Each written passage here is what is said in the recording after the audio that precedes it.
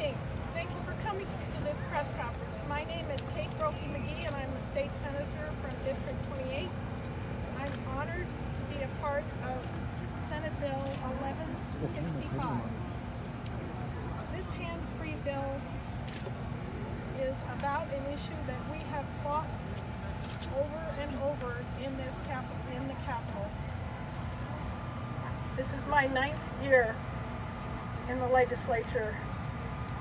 We have the momentum, it's time, and we need to do this. First, I would like to acknowledge the numerous elected officials who are showing up in support of this important legislation. Representative Aaron Lieberman, District 28. Representative Kelly Butler, District 28. Senator Sean Bowie. Senator Otondo, who will be speaking in just a moment. Minority Leader Senator David Bradley. And Senate President Karen Fann. Did I miss anybody? Representative Germain. Representative Jennifer Germain. Thank you all for coming. Senator Karen Fann is also starting her 9th year in the Arizona legislature, and she has made this an issue since day one, since she came to the Capitol. I would like to now introduce her to make a few remarks on behalf of Senate Bill 1165. President Fann. Thank you, Senator Brophy-McGee, and thank you all for coming here today. This is a big issue for all of us and has been for quite some time. It took us over 6 years just to get the no texting for teenage drivers through this body. Finally got that through, and now it's time to take that next step. I applaud Senator Kate Brophy-McGee for bringing forward this bill. It's a good common sense bill. We have 21 communities throughout the state already, cities, towns, and counties, that have passed their own no texting or handheld ban in their areas. The problem is once we have 21, how many more are we going to have? How do we police this? How do we let our officers know from one city line to another what the rules are? So we're at the point now, this is a statewide concern. We are at the point now we need one uniform law that covers every municipality across the state so we can be safer about what we're doing here. Some people have said, well, we have distracted driving. We know that distracted driving bills do not work. There are too many loopholes, there are too many issues with something like that. It doesn't hone down on what the real problem. That's why we need a no handheld bill so that we make sure that people aren't texting, calling on the phone, or doing anything else unsafe that they shouldn't be. On another night, before I close, I would also like to say Governor Ducey really truly wanted to be here for this, and unfortunately something very urgent came up that he was not able to attend. He asked me to please convey his apologies and regrets. He said this is a very, very important issue for him, and he will be there with us all the way through. So thank you all very much.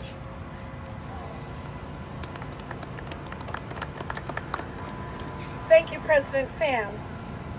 Another elected has joined us, Senator Tony Navarrete. I'd now like to invite Senator Lisa Otondo, who is my counterpart on this important legislation, for just a couple of remarks. Senator Otondo. Thank you, Senator Brophy-McGee. For years, I've sat on the Transportation Committee and seen families holding pictures from horrible accidents due to texting. To those families, I want to say you're with us today. I would love to give a huge shout out to my former colleague at the Senate, Senator Steve Farley, who has fought for this issue for 12 years, and to Brendan Lyons, who was a victim in 2013, who I met through the Transportation Committee and is also here today, who has worked tirelessly As you can see, I'm moved by the issue like many of my colleagues. Brendan Lyons has worked tirelessly also on this issue. So to Brendan, thank you. This will be a bipartisan bill with solid support, and I'm glad the day has come for 1165 to hit the Senate floor and committee. Thank you. Thank you, Senator Otondo. Representative Noel Campbell, who has also been a driver on this issue, was unfortunately delayed in committee and will not be able to join us. I am now honored to introduce Oro Valley Police Chief Daniel Sharp. Chief. Thank you, Senator. As a police chief here in the state of Arizona, and also as the chair of the Highway Safety Committee for the International Association of Chiefs of Police, I couldn't be more pleased to be able to be here to hear the fact that we're looking at a hands-free statute in this state. In Oro Valley, we have an ordinance that we were one of those 21 that the senator mentioned, and we've seen good results. What we found is that as we start doing a patchwork, we do need a state statute, and I believe that Senator Brophy-McGee has summed that up properly. The bottom line is, if we allow something, that means we condone it. And I don't believe anybody would stand and say that they condone having a phone in your hand and utilizing it when you're doing the job of driving. So I applaud the efforts here, and I certainly support that, not only on behalf of the police chiefs here in Arizona, but also the police chiefs of the IACP. Thank you. Thank you, Chief. It is my honor and privilege to introduce the family of fallen Officer Clayton Townsend, who have chosen to join us today. Pete and Josephine Johnson and their daughter Deanna and her son. On behalf of the family, Pete Johnson, Officer Clayton Townsend's father-in-law, has offered to say a few words. Mr. Johnson.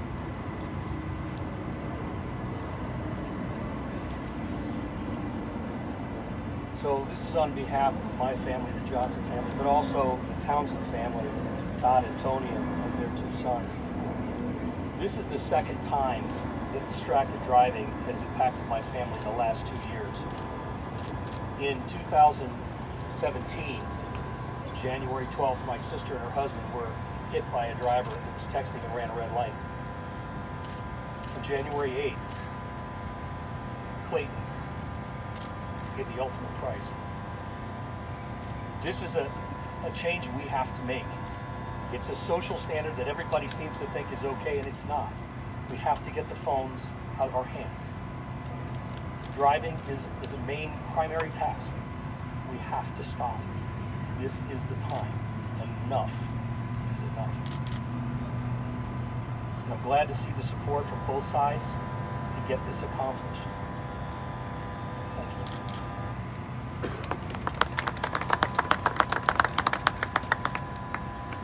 We have the momentum.